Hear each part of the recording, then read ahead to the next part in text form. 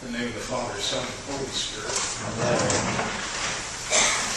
Remember that the Ten Commandments were originally given by God to Moses on 2 tablets of stone.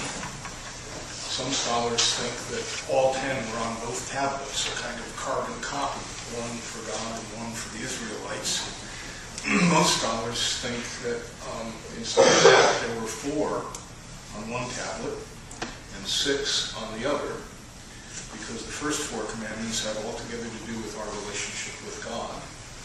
I am the Lord your God, have no other gods but me, no graven images, don't take my name in vain, honor me on the Sabbath day.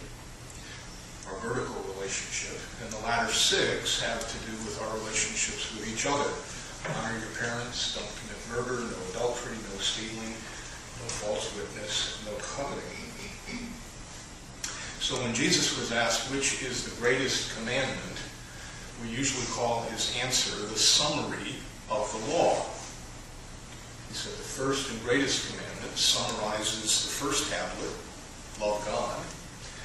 And there's a second like unto it, which summarizes the second tablet, love your neighbor as yourself. In saying that, he was actually bringing together 2 verses of the Old Testament, Deuteronomy 6 and Leviticus 19.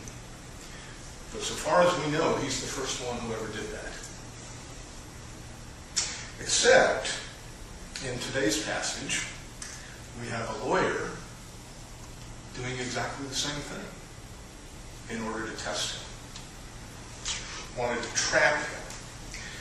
And asking him the identical question that the rich young man asked him.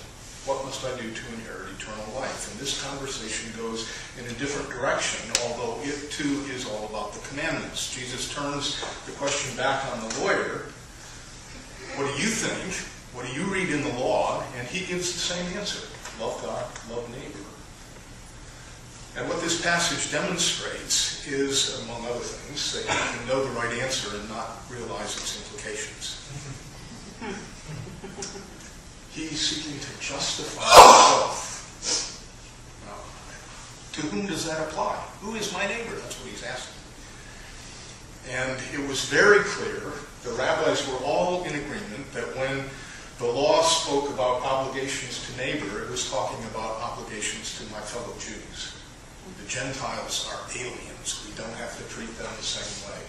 In fact, in Leviticus 19, where Jesus quotes that passage, love your neighbor as yourself, your neighbor is equated in the same verse, or I guess it's the next verse, but it's the same sentence, with your own people.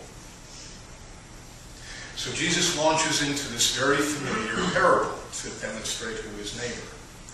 And it's very clear that his hearers would have expected it to be a priest, a Levite, and a Pharisee. A deacon, a priest, and a bishop. But Jesus says, a Muslim.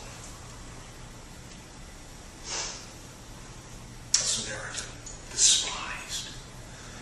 Why were they so despised? It goes back to what happened when the Assyrians conquered the northern kingdom. The kingdom of Israel. It was their policy to deport almost all of the people who survived the conquering and scatter them around other parts of the empire, and then repopulate the northern kingdom with folks from other parts of the Assyrian Empire. So that the result is they're going to intermarry, they're going to be an amalgamated people with racially, culturally, religiously, linguistically different backgrounds, so they can't be cohesive. And from the Jewish point of view, that's the worst possible thing. You take somebody who is partly Jewish or related to Israel, and then involve them in the worship of other gods and other traditions and other cultures and so on. That's why we read when Jesus meets with the Samaritan woman at the well, it says Jews have no dealings with Samaritans. It was unthinkable that a Samaritan could be the hero of the story. But Jesus singles out the Samaritan over and over again to be the hero of the story. Who is the neighbor in this parable? The one who showed mercy. Go thou and do likewise. There's an interesting little additional thought about that. The Samaritan proved himself to be the neighbor, and we are to be like him toward everyone. But the question was, who is the neighbor that I'm supposed to love? And the answer was the Samaritan, who did good to the guy lying in the ditch. And we not only have to treat the Samaritan that way, but be willing to receive from the Samaritan.